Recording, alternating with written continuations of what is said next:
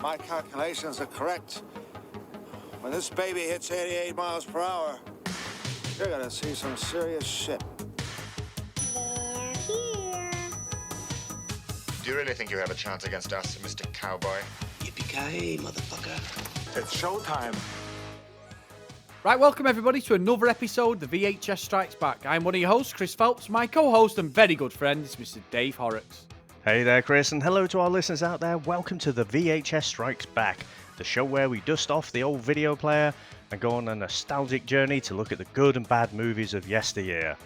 Now, Chris, as opposed to switching it around where I try and throw you under the bus and you try and throw me under the bus, obviously we had a lovely review in Hellraiser last week.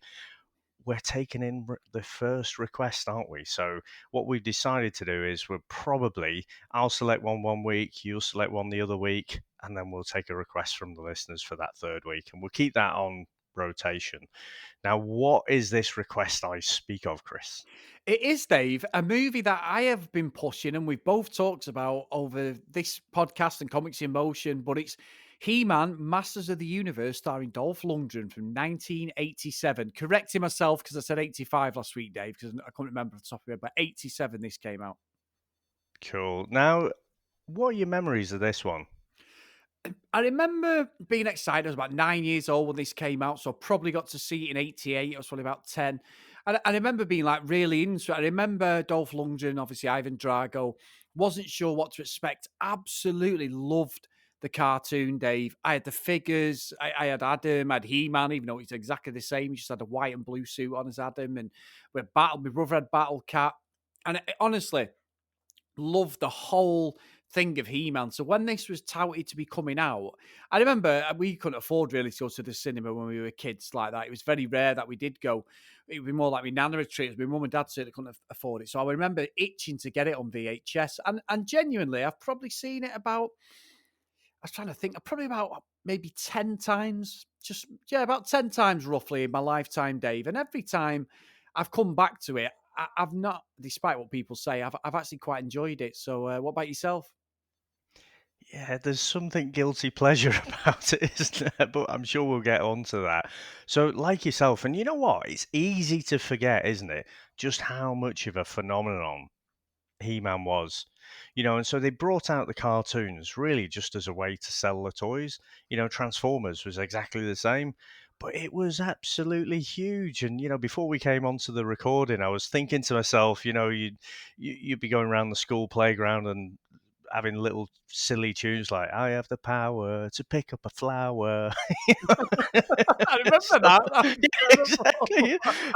Dusting off the old brain cells. You're like, oh god, yeah, it was massive. And for me, in terms of collections of toys, I had some Star Wars, well, quite a lot of Star Wars to be honest, but I also had quite a lot of He-Man. And so you have obviously your He-Man, your Skeletor, you've got Adam, definitely had an Evil-Lyn, and was it Tina? Yeah. The other one. Definitely had a Man-at-Arms. Ram-Man, he was a bit of an odder shaped size. I had him. But yeah, so a Beast-Man. There was loads of them, wasn't there? And, I guess what I remember of the movie, though, my first initial reaction was, what is this? Yep.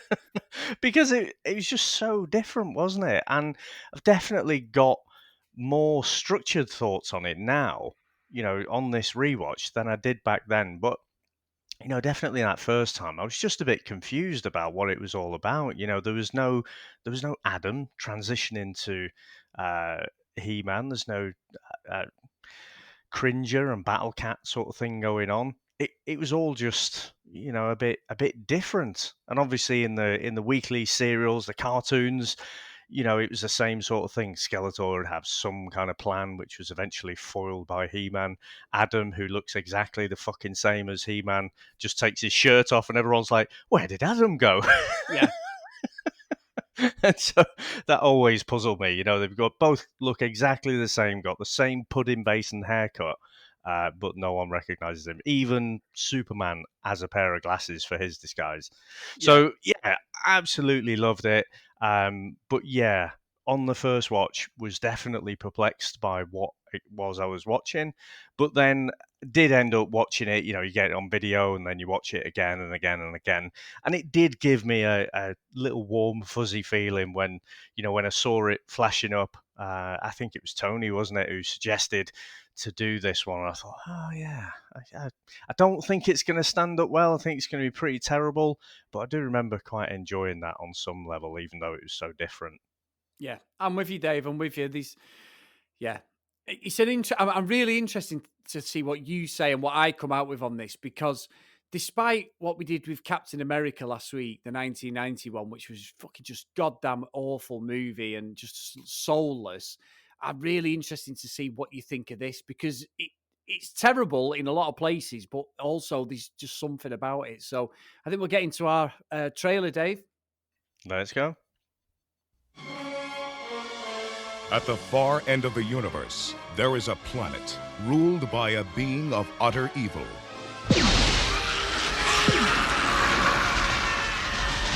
And there is only one man who dares challenge him.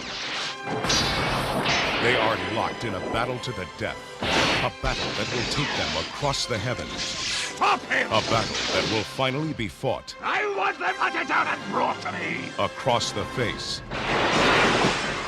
Police! Nobody move! Of Earth.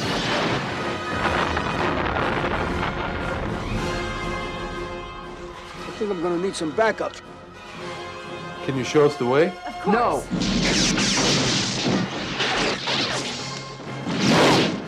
Somebody help me!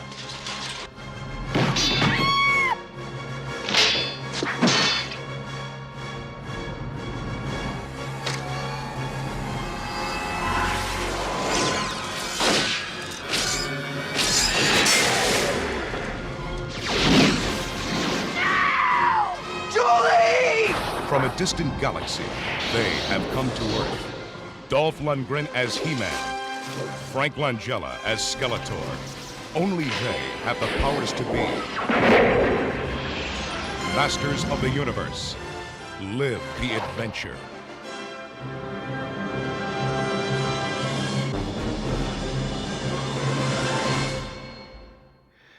Now we start off on the planet Eternia, and despite what happened again and again and again in the cartoons where Skeletor was repelled, he actually seizes the Castle Grayskull and it scatters the remaining Eternian defenders, and he manages to capture the Sorceress of Grayskull.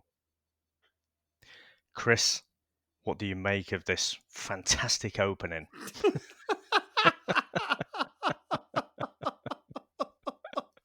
Actually, before you say that, what I was impressed with, I mean, the special effects are a bit up and down, aren't they? But before we skip over that initial opening shot, I thought it was fantastic. That painting, because that's all it was. It was a painting, wasn't it, of Castle Grayskull. Looked amazing, I thought. But then the special effects kind of went downhill from there. Yeah, what's interesting, and just as a point of reference for anybody listening today, I do actually follow, I don't know if you do, Dave. Do you follow Grumpy Skeletor on Twitter? No. I've been following him for about 2 or 3 years. He's fucking brilliant. Actually, you know what? I think I did do for a time, but then it seemed to repeat a little bit. Well, I've got one here, and the latest tweet today was, well, from yesterday. He-Man has asked if the reason I won't shake his hand is because I'm concerned about catching coronavirus, but I told him no, it's because he's a bit of a see you next Tuesday.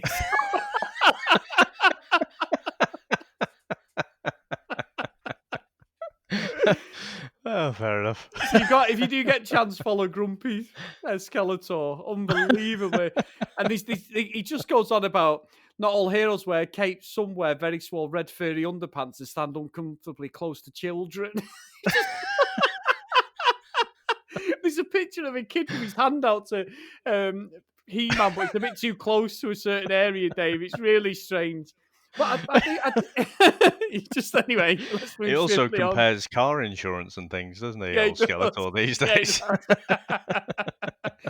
Well, what's interesting is you're so right. The whole pretense of He-Man, the cartoon is completely forgotten. The fact that we haven't got is it Granger or Granger, whatever she called the battle cat and stuff. It was Cringer, wasn't it? Yes, something like Cringer, that. as if he's cringing. Ah, think right. so. Yeah, I'll take your word for that, Dave. Let me investigate that.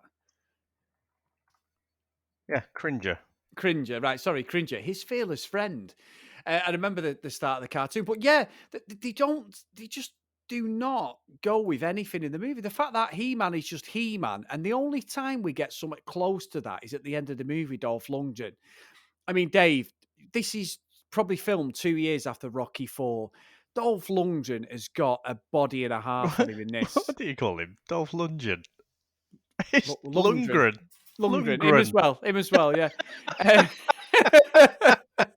I can't even put it on a list or anything, can I? But anyway, Dolph Lundgren it is, isn't it? That's his name. Lundgren. Is it Lundgren? I thought it was Lundgren. Gren. Yeah, Lundgren. Yeah, that's it. Yeah, him as well. Anyway, we'll just call him Dolph. So Dolph is the body of an Adonis in this, but his fucking acting is terrible. I mean, I don't know how he got cast in this at all, other than the fact he's blonde and 6'4", because he is terrible in this movie. He really is. He's so I don't fucking know. stiff. Come on now. What do you want from He-Man? He's got to be built like a brick shithouse. Again, I go back to the cartoons. I think Adam was as well. You know, it's not like they did a whole Billy Baxton turns into Shazam thing. Adam was built like a brick shithouse as well. But for Dolph Lundgren, I mean, there's probably, at this time in the 80s, a handful of people who could have played him, wasn't there?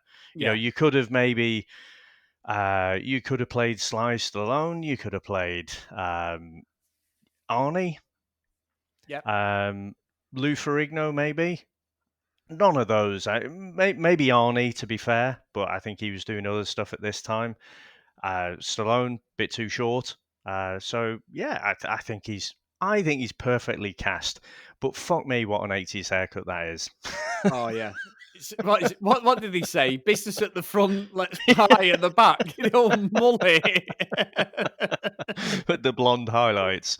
Oh, it's truly woeful. But I think as well, what is more woeful is fucking He-Man's crew. Man at Arms. Fucking hell. That guy is just dialing this fucker in, and he doesn't give a fuck. And his daughter, there's a strange relationship going on. I mean, his daughter's a good-looking girl in this, but my God, I'm not buying it. And Skeletor, Dave, some of the worst prosthetic face stuff we've ever seen. It's got to be said. You can clearly see his eyes and the outline of his fucking eyelids and stuff under that mask. It's terrible.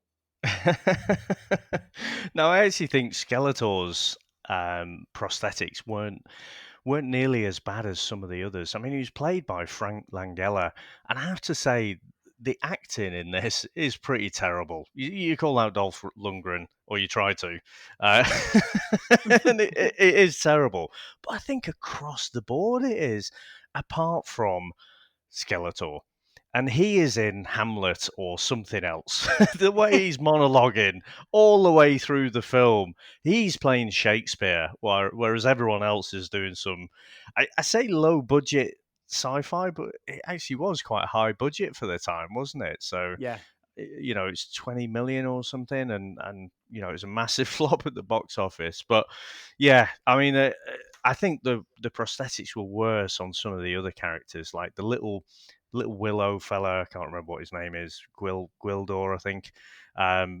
When he's talking, the little guy with the cosmic key, his mouth just doesn't move. It's just solid. so it's like it takes me out of it a little bit. And I do remember that at the time. I think even for that time, there were better prosthetics in other movies. You know, things like Labyrinth. I think they did a better job with some of those characters. Dave, right?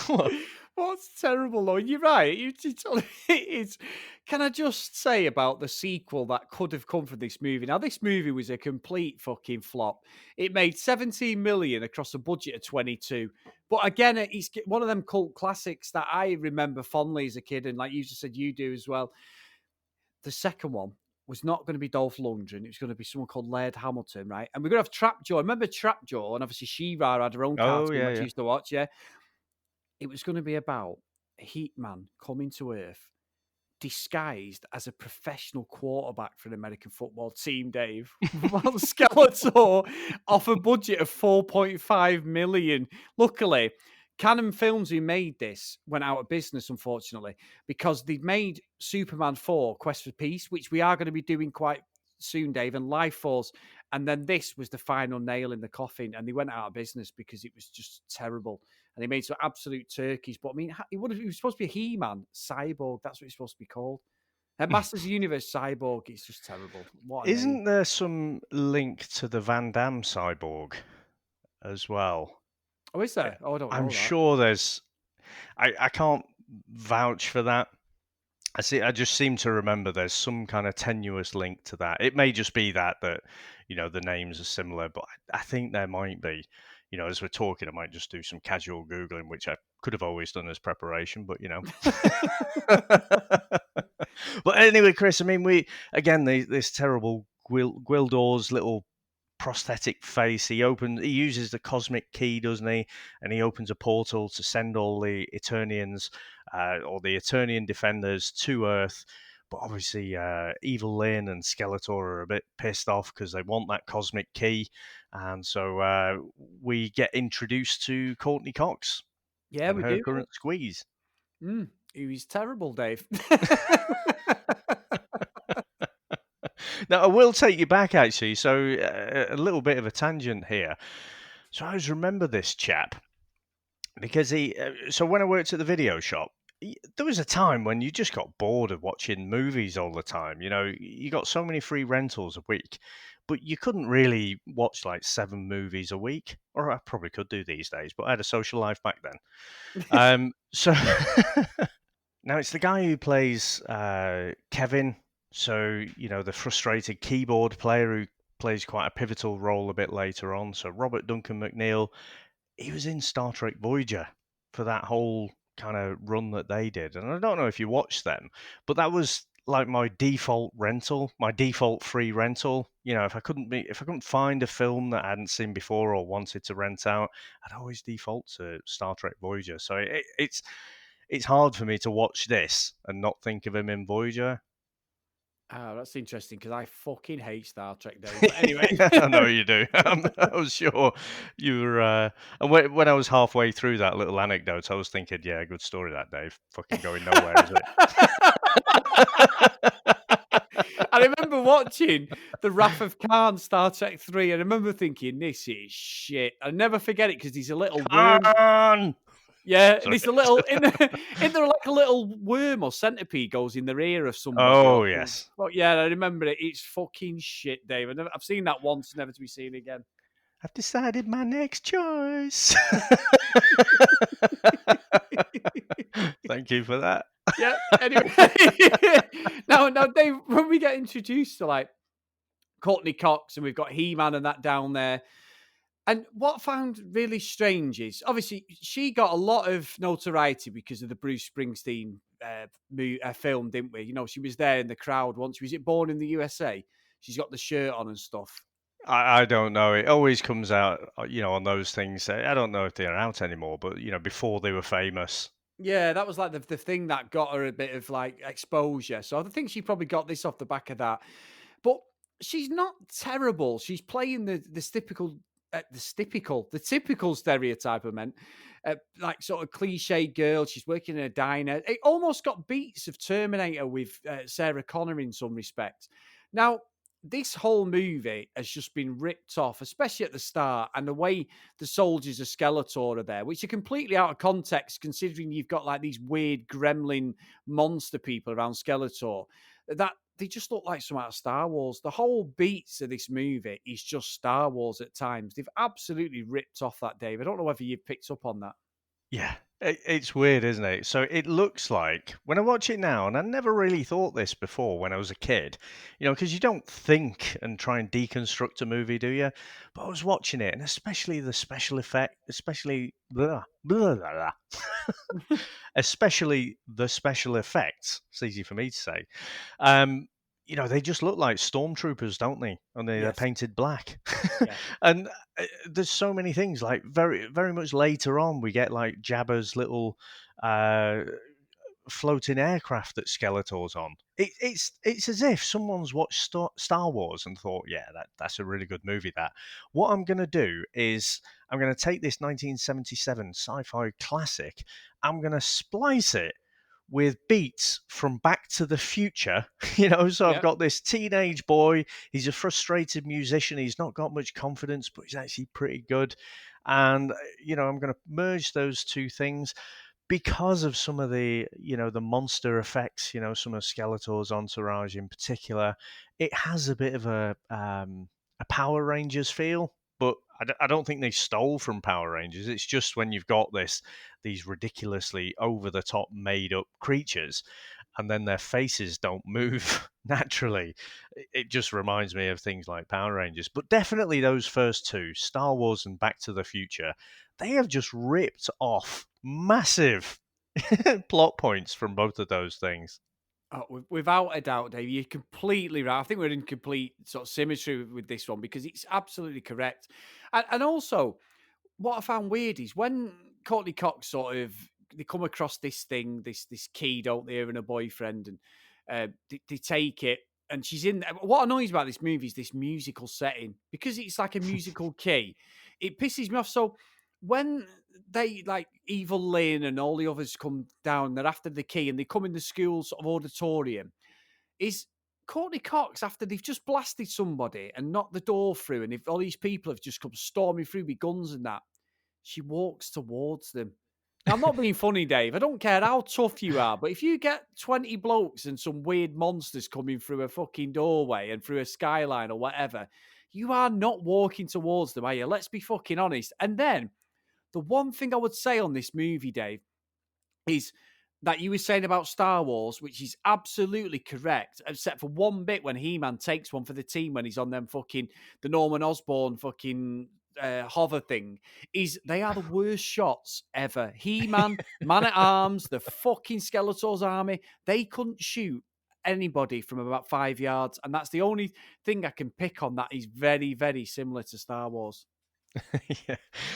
Like I say, Man at Arms. I mean, he's one day away from retirement, isn't he? I think he's just a bit too old, and he's not like a hardened, battle weary old bloke, is he? I think he's supposed to be that, but I'm just not buying his casting at all.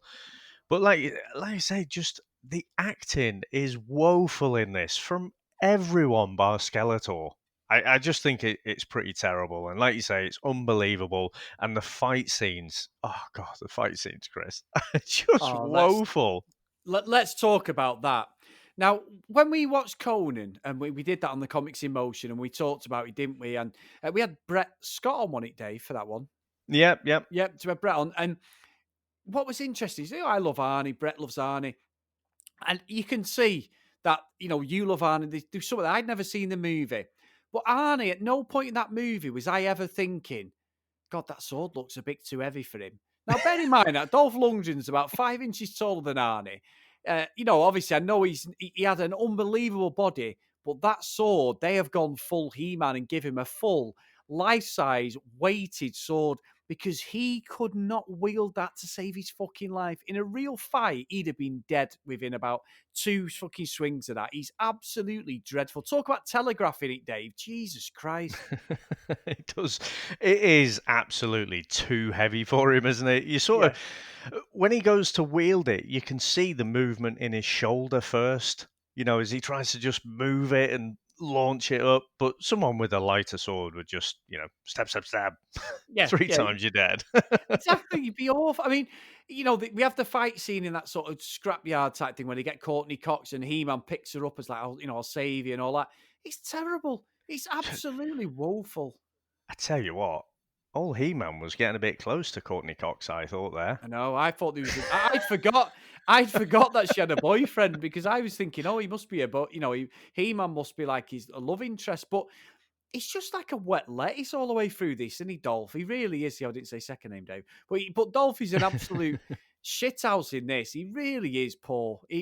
Honestly, I enjoy it and I enjoy watching it, and I have no problem if someone said to me, "Do you want to watch He-Man or something?" I could genuinely watch this again for some weird fucking reason. It's not the worst thing I've ever seen, and I think what we both touched on with Captain America was how there was no charm to the Captain America last week at all. It was just a very poor movie. You didn't care about anybody. But within this, it's just got a charm. It's so shit. We should be sending it off to wherever, to Dantooine.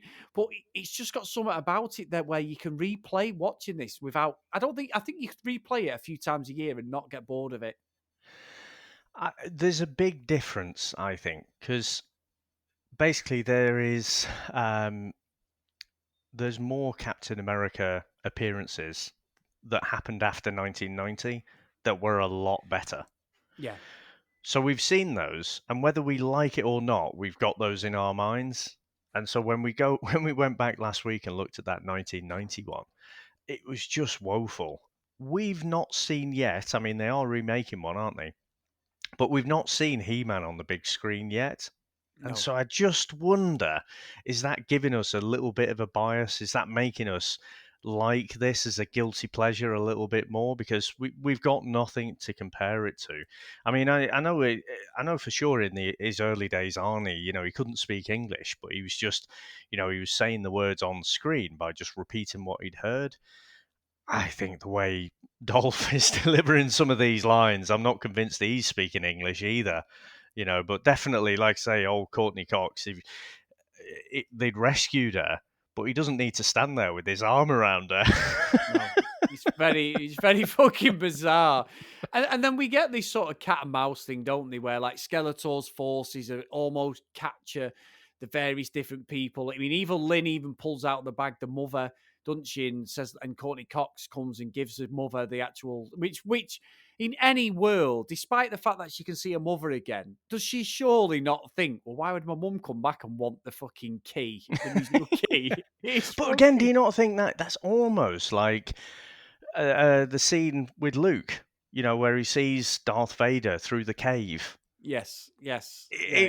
As soon as I saw it, I'm like, hang about. There's just too many parallels with Star Wars for me. Not just the 1977 film, just the whole thing. Yeah, I agree. And if it had been out around the same time, I'd have said they nicked stuff from Terminator 2, but we can't. When Robert Patrick dresses as the adopted parents, one of the foster parents and stuff, Yeah. it's very similar to that. But no, I agree with that. Now, I also think what was very, very strange on this is when I read up on about the cartoon, the one thing they said is it was quite controversial was He-Man had a sword, but he never ever used it on anybody in the cartoon. And he very rarely punched anybody.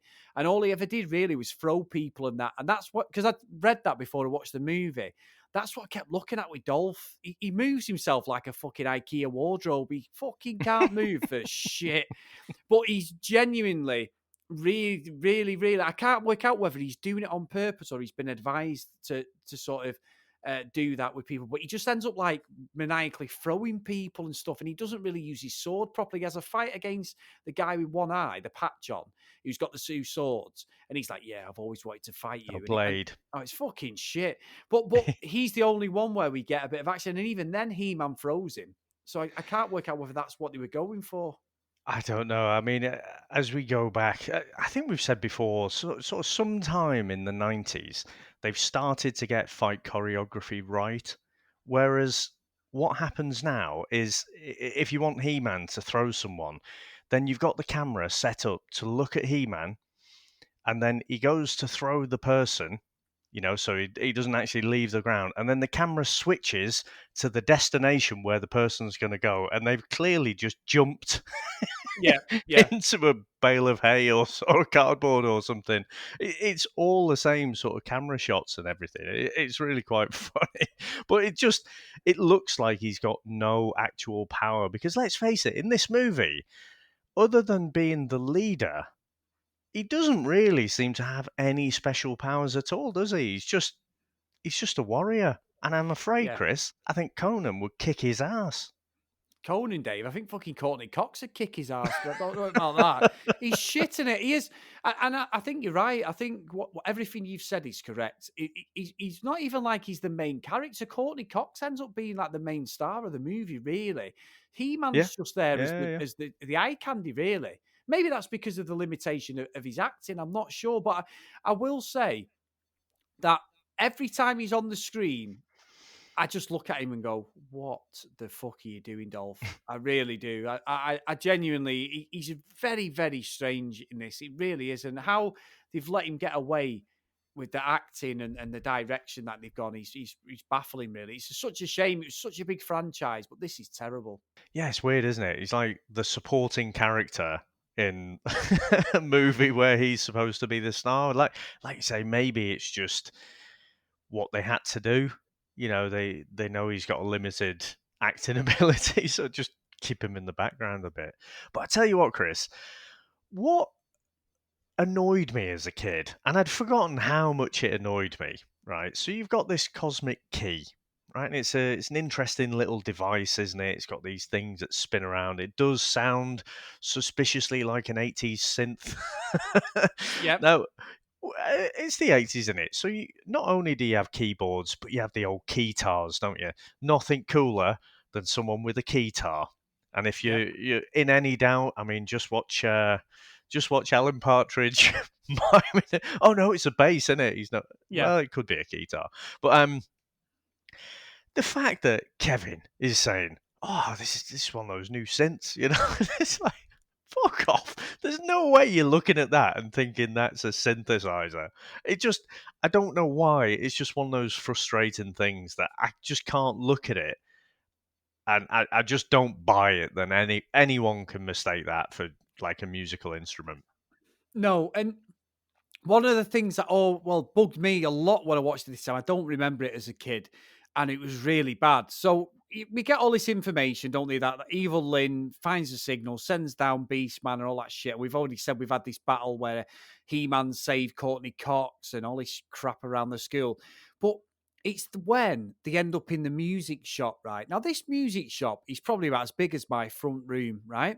So you've got He-Man, Man-at-Arms, his daughter, I can't remember what her bloody name is, the daughter. Tina. You've got Courtney Cox's character. You've got her boyfriend, Kevin. Teela it is. Teela. Yep. You've got Teela, you've got Julie, you've got Kevin. They're all in there. Oh, and we've also been introduced to Mr. Strickland off Back to the Future, who basically carried on the part of Mr. Strickland from the first Back to the Future. I was just waiting for him to go, "You're a slacker." Yeah, slacker. No McFly has ever made anything in the history of Hill Valley. You know, it was just the same cop. He's a copper. So he's like against them and everything. And they all come together at this sort of battle. What pissed me off watching it was this music shop's fucking tiny, right? There must have been. This is when Skeletor now has come down and he's come through the portal and he's come in his little rip-off Star Wars shit, which must have been borrowed from George Lucas. And I'm not exaggerating. So they're fighting in this music shop. There must be at least 70 soldiers go through the window of this fucking shop. But yet every time He-Man sits up and Teela and Man-at-Arms, there's about 5 or 6 of them. They just keep shooting. And you could just see more soldiers just stepping into the fucking shop window and coming in, and they're just piling in and hemorrhaging in. But yet the continuity is out the window. And it must be like when we take the piss, and we've said it on the Star Wars podcast we've done, where they're like 5 yards away and they're shooting each other. It's fucking terrible. That is so unbelievable and unbelievably bad. Oh, honestly, I was like, what the fucking hell is this shit? It is really poor, isn't it? Just the action is just terrible. I mean, they've got the same kind of the laser sound effects and everything just borrowed from Star Wars, so that looks okay. But you know, we saw that in 1977 with Star Wars. This is 10 years on from that. But the actual fighting scenes, it's just woeful, isn't it? But we get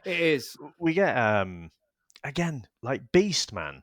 I imagine him to be like, not quite like the Hulk, maybe a Thor or something like that. You know, he could absolutely pick someone up and throw them at least across the room. Not the old, he goes to throw them and then that person jumps. You know, it's like the action, Chris. I know I keep going on about it, but it's basically A-team choreography. Yeah, it is. I mean, as you were talking before, I always imagined as a kid, and you said about like the camera panning to someone just like throwing themselves to the floor. But I genuinely believed growing up that you could pick a man up and throw them about 10 feet like B.A. Baracus. Honestly, I'm not just saying it for the podcast. I genuinely believe that there was men out there, and that's probably why I wanted to do weights and do training and all that stuff.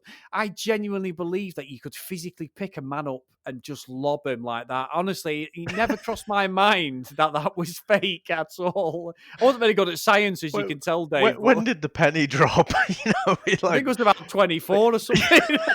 Beefing up, and it's like, 18 was full of shit. Yeah. Getting into a fight in a pub and saying to the bloke, just hang on, let me just pick you up. We're getting battered, like, no, mate, but it is utter fucking nonsense. And you're right, it's almost like you're expecting He-Man to be in a fucking warehouse, trapped with Teela and fucking Man of Arms, with an arc welding kit, an old vehicle with 3 wheels, and a load of fucking torpedo cases or something, and then they just burst out like the A-Team. And you're so right that it just doesn't make any sense. And when obviously He-Man eventually surrenders to Skeletor and all that shit, that's when we do get the bit, don't we? So they end up, Skeletor goes, and Evil-Lyn's got like the harmonica, what the synthesizer, The bollocks Cosmic thing, Key, yeah. that one as well, yeah, harmonica, that'll be a first. But and he does surrender in roundabout way, and he ends up on Eternia, and he's there. And it's the only time in the movie where we actually get like the I have the power. But even then, it's terrible. The CGI, all this, well, it's not CGI, the special effects where he's trying to grab the sword and Skeletor's got this like Indiana Jones gold whip on him. It's fucking shit. Oh, what about the whip when he's got so he takes He-Man back, doesn't he? They nick the Cosmic Key, they take He-Man back to Eternia, and they've got him strapped there, and he's obviously been slimming down, so he's got all his muscles popping out and everything, and then you've got Blade behind him, like lassoing kind of thing, this red whip, and he just keeps going. And it's like, right, you're gonna fucking whip him or what? But he just keeps going for ages, and then you get this animated little red whip that goes against Dolph Lundgren's back, but none of it joins up. You don't believe for a second that's real, even if you take the crappy graphics. Just the timing of it is all off, and God, yeah, it's pretty terrible. But again, this is 87, isn't it? So that kind of animation. I mean, we saw that. It was almost exactly the same at the end last week when we saw the Cenobites getting zapped, back to hell or wherever they'd come from. The animation wasn't that different, was it? No, it wasn't. You're right. But I think as well is the I mean, honestly, I think you put that correctly there, Dave, because the whole thing just feels like there's no forward thinking watching this at all, is there? They've not thought this will be a film in 30 years' time or 10 years' time, even a year's time. That's going to be forward thinking, going to be not like a Star Wars. The technology in Star Wars was all made and it was all smoke and mirrors. Like you said about the picture at the start, there's picture of the Star Wars when they're in the Death Star and that. You've got all the stormtroopers lined up. They're all pictures that they used. They were amazing the way they did it. The artist stuff was fantastic. And Star Wars, even to this day, 40 years later, there's still stuff that people are taking from their movies, right or wrong. Hoverboard, stuff like that. It's just stupid things like that. This has got nothing. I know it's set in a medieval world and we're going back to the 80s, but there's nothing about this that is actually memorable. It's pretty forgettable, really, Dave. The whole story and the arc of what's going on is just shit. Yeah, I guess you're right. I mean, like Star Wars was groundbreaking, wasn't it? And in fact, most of those types of movies, they'll push the boundaries, and you'll see something slightly new. But again, this one is just a bit of an imitation of other things, isn't it? It's just they've borrowed things from other movies. There's nothing particularly original. The story, I just don't find that compelling. The star is in the background for most of the time, so yeah, it's not fantastic, is it? But I mean, we do get, like I say, when getting back to where you were saying, so we get the slightly off. I have the power. Because we've heard it for like years and years. It just it sounds really off to my ears when I hear Dolph Lundgren do it. But then we have this kind of scene where, I mean, Skeletor goes full on fucking bling, doesn't he? When he gets the power of the cosmos and he gives his old Orwellian Shakespearean monologue. He goes all gold and bling.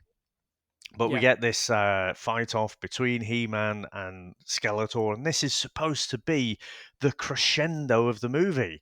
And it just looks shit. You have this weird kind of light thing, half of it's in dark, and he eventually with I was going to say Excalibur there. What's his sword called?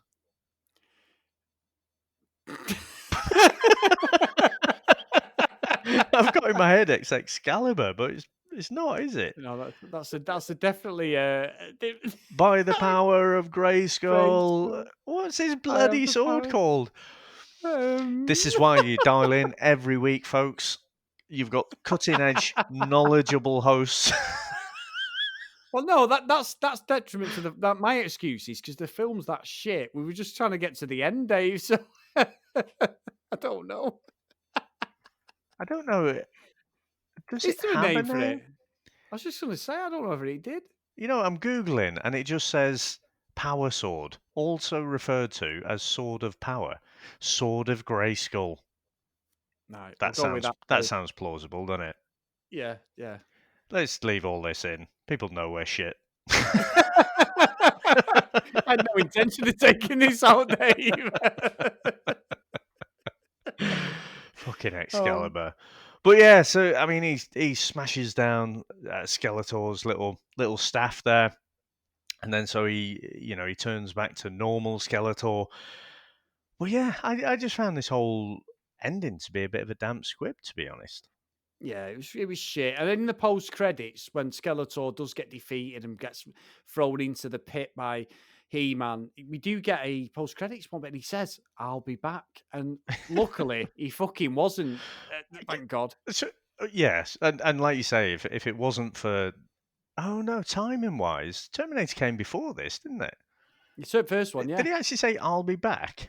Yep. I don't. Oh fuck me! Because there was a bit where He-Man says something like, "I'll never join you," and I'm like, "Oh, that's out of Empire Strikes Back." Luke Skywalker to Darth Vader.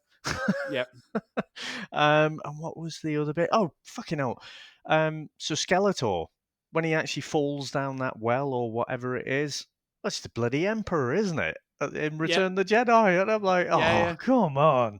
But surely, even before we get to the end credits, we get the Back to the Future ending as well with Courtney Cox coming back. The timeline is reset. She's come back in time to save her parents. So yeah, it's an utter shit show of a movie, absolute disgrace. So let's go into our review, Dave.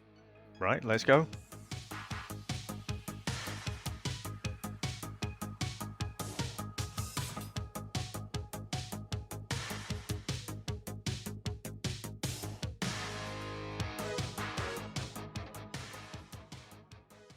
So I'll go first this week, Dave.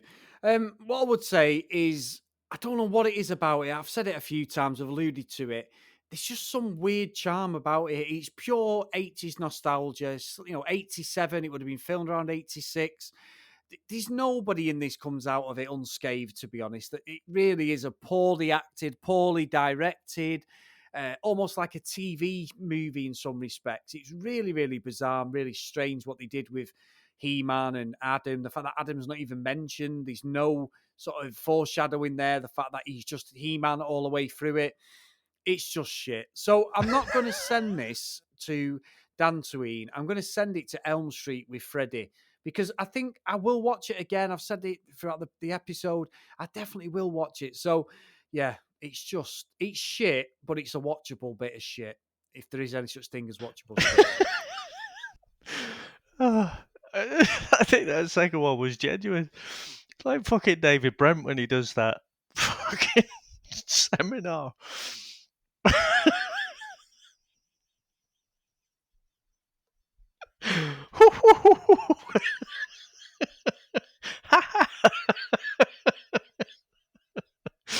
Oh dear.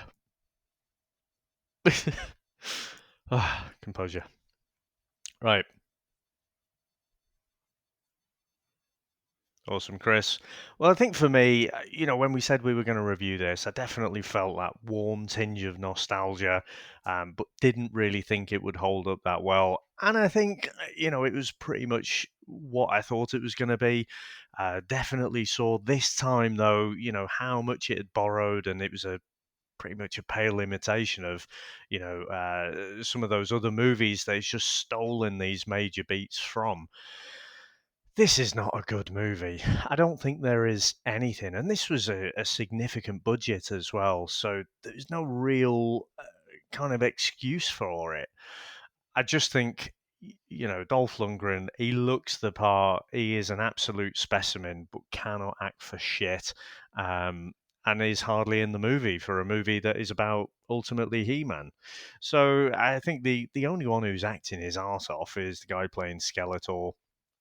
But it looks so out of place compared to everyone else with their TV soap opera acting. I think, though, for me, is it worthy of a Hill Valley? I don't think it is. I think for me, this one's going to have to go to Elm Street. You're absolutely right in what you say about the Captain America. For me, I found nothing redeemable about that. But this is definitely one which I'll put into the so bad it's good kind of camp. There are some things in here which are memorable. And again, I can't hand on heart say whether that's actually just the nostalgia talking, because when they're playing the Cosmic Key and everything, I remembered all the music, and how it sounded and that. So there's probably a bit of that. But actually, from our Twitter followers, I think they probably agree, there's quite a bit of love for this movie, with the appreciation that it is ultimately shit. Now, Chris, how can everyone get in touch with us? So, guys, if you want to get in contact with the show, at VHS Strikes Back on Twitter, or if you want to email the show, the VHSStrikesBack@gmail.com. And if you do get a chance, please get onto your podcast catching app and drop myself and Dave a review of the show. It just helps us grow and gets us out there. So thank you so much. And also, as Dave said at the top of the show, if you've got any suggestions for us, because we are accepting listener suggestions, please get in contact with us on them social media channels. And I promise you, we will get it in the list in the next few episodes, definitely. Okay, Dave, so we'll see you all next time by the power of Grayskull. That's it, man. Game over, man. It's game over. What the fuck are we gonna do now? What are we gonna do? Maybe we could build a fire, sing a couple of songs, huh? Why don't we try that? We better get back, because it'll be dark soon, and they mostly come at night. Mostly. I'll be back. That's odd. We came, we saw, we kicked its ass. Wax on, wax off. Get to the chopper! One ring to go. All right. Ding, ding. Bust you up. Go for it. Well, here we go. Ain't so bad. Ain't so bad. Ain't so bad. Come on. Ain't so bad. Ain't nothing. Come on. You must be crazy or something. I'm crazy. You just a stupid. Yeah, maybe you stupid. You ain't breathing heavy. He's a fool. He's stupid. I'll see you in 6 months.